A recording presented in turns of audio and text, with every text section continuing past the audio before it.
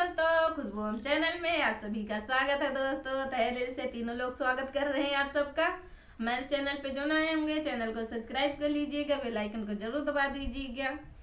हम आप सबके लिए एक छोटा सा प्यारा सा नाच गीत लेकर आए हैं। दोस्तों आप सबको अच्छा लगेगा तो कमेंट बॉक्स में जरूर बताइएगा, ताकि आपके लिए एक अच्छा और गाना लाते रहे हम लोग।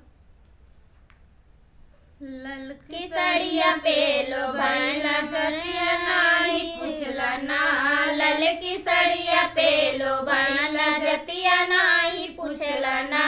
सोने की थाली में जेवना परोसली, सोने की थाली में जेवना परोसली, जेवना नाही जैला ना, जेवना नाही जैला ना।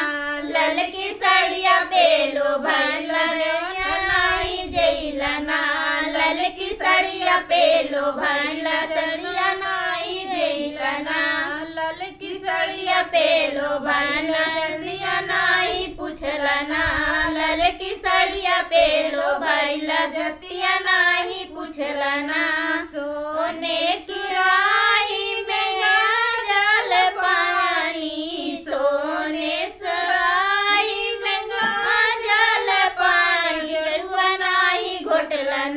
गेरुआ नाही घोटला ना।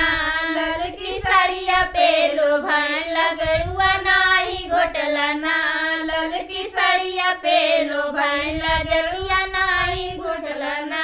ललकी साड़िया पे लो भाईला जतिया नाही पूछला ना, ललकी साड़िया पे लो भाईला जतिया नाही पूछला ना। ललकी साड़िया पे लो भाईला जतिया नाही पूछला ना।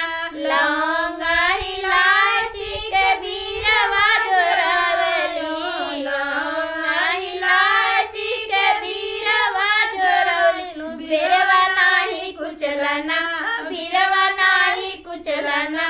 ललकी साड़िया पे लो भाईला बीरवा नाही कुचला ना, ललकी साड़िया पे लो भाईला बीरवा नाही कुचला ना।